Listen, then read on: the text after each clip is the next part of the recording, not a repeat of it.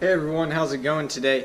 I wanted to show you an install. What I'm going to be doing is replacing the actual rotors and brake pads. Now these are the STI rotors on the WRX. What I noticed was after a couple track days, it seems as if the pads are slipping. I've taken them all off and greased them down, reinstalled them. But I believe that the rotor on the driver's side is actually warped because the braking feels really odd. Although it still performs very well, it just doesn't seem correct. So what I decided to do was replace the rotors as well as the pads. What I went with is the R1 Concept slotted rotors. I believe that these will do a pretty good job. They were actually pretty cheap, so it's not too bad if they last, say, a year or something. It's definitely worth the investment on just something here cheap. I decided to try their street pads as well.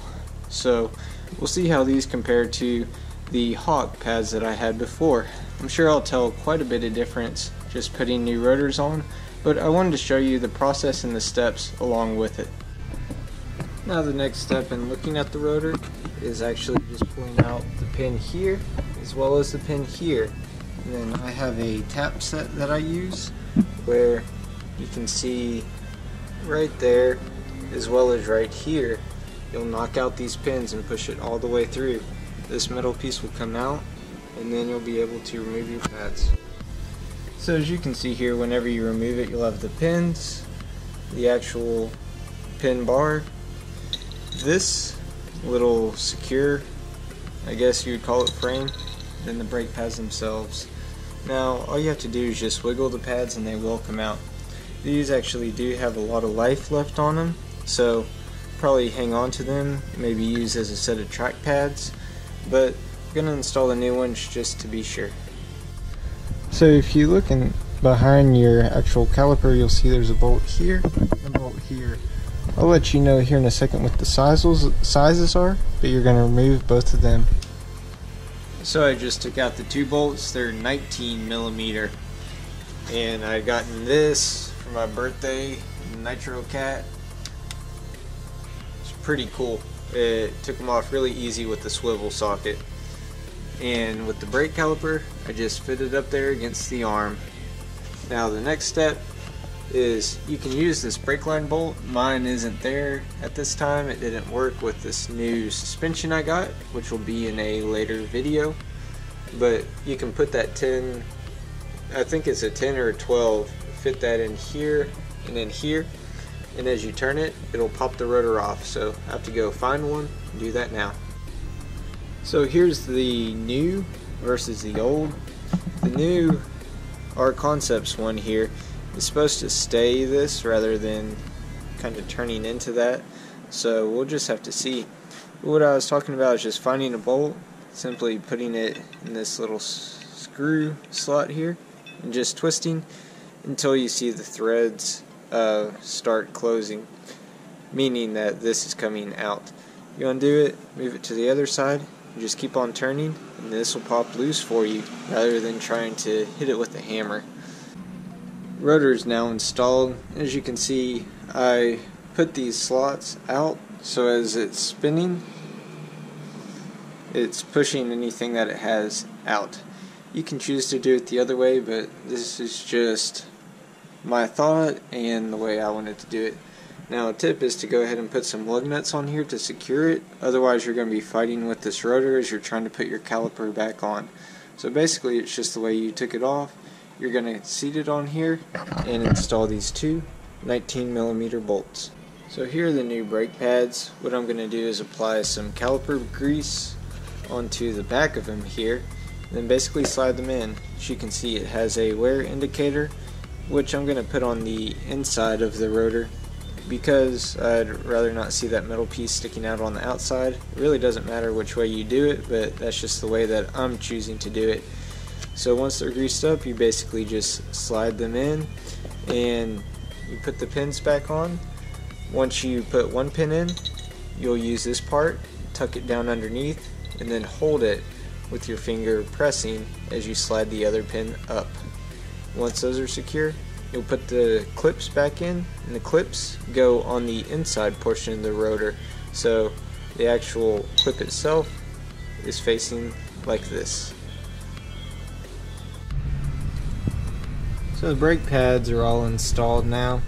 Had to wiggle it a little bit, and if you actually look inside whenever you're installing the pad at the pistons, you can see where you can put a screwdriver. You want to be very careful. I don't actually have the brake kit to use, so this worked out really well. Just using a flathead and then holding. Now you can see pins at the top, looped underneath, with the pin on the end, the other the same. So this one is done. Now moving on to the rear, you'll notice that there's a little rubber grommet right there in your brake rotor. So you're going to remove that and simply place it here on the new one. I was going to go ahead and take care of that now before I do anything else like removing the pads, because I want to make sure that I do that and not forget. Now on the rear caliper, it's going to be exactly the same. You can see the two pins you have to punch through, and you can see right here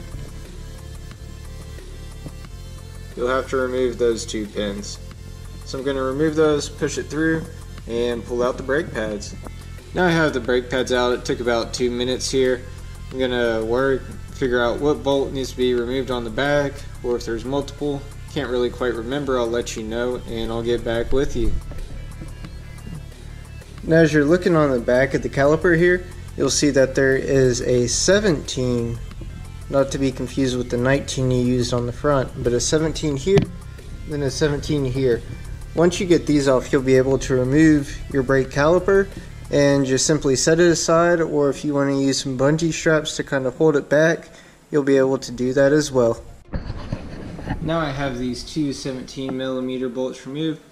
The top one is a little bit hard to get to with an impact, so you may need an extension with the swivel to be able to get it. I just did it by hand. I was able to break it loose. These are actually torqued pretty tight, so they're a little hard to break loose, but it's not too bad, and it's not impossible to do. So now I have my 10mm bolt down here. I'm going to put in these two screw holes and then take off this old rotor. So now I have the rear rotor off. You can see this is what helps whenever you pull your e-brake, and pads are still looking good here. They can be replaced if you need to by removing these springs, but I wouldn't touch it unless you are going to replace them. Another thing you'll have to do is actually put down your e-brake whenever you do the rear, otherwise you're not going to be able to slide off the rotor. So I'm going to put the new one on, and it's basically putting it back on the way you took it off. So now I have the new rotor on. As you can see, I have the pad switched over and then the lug nut method to hold it in place. Basically just put on the caliper using these two 17mm bolts, and then we'll get to putting in the brake pad. So here are the rear brake pads. As you can see, it does have that wear indicator, which I'll be putting on the inside portion of the caliper. And also one thing I noticed is that these aren't worn at all, so I'll be able to save these for my track days, which will be pretty cool. That way I'm not just burning my street pads up all the time. I'm going to be putting these in now. Basically the same, grease the backs and slide them in. Now whenever you're putting this metal, I guess just kind of holding piece back on, it looks a little bit different. Basically what you do is whenever you're sliding the pin in, to slide it underneath the top, over the middle, and then on this side back over, so just like this. I'm going to be doing that now and be done with this rotor here. I now have the rear rotor as well as brake pads back on the caliper. I'm going to do the same on the other side, since it's basically the same almost for each one. It's not worth filming the other side for you. I will say kind of a tip is the holes whenever you're putting the pins in the, I guess you would call it pins as well, here on the actual caliper itself. I was trying to get a light for you just a second. whenever you're putting these pins in, it's good to go ahead and kind of line the hole up where you're going to be placing the pin through it. Otherwise you're going to have to use either I use some needle nose, and you're going to have to kind of twist it around so you can fit the pin in correctly. Otherwise the hole isn't available to be seen where you can, I guess, fit this little pin through it. So it's not too bad of a job, it just takes a little bit of time. And I hope you like this. I'll wait till the morning to show you, I guess, some good lighting of what these actual rotors look like.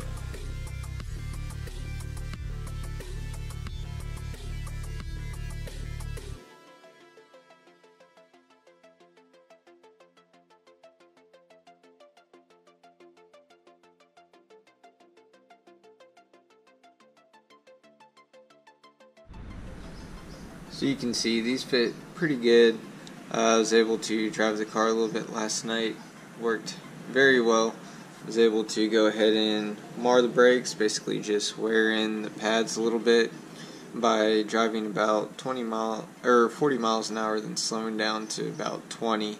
Really just applying the brake firmly, as well as I wasn't able to do it yet, but I was also told just to do one or two 60 mile an hour, I guess, just runs, and then brake all the way to 0, not where your ABS kicks in, but just kind of right at that point where you stop pretty firm, and that'll seat all of your brake pads here.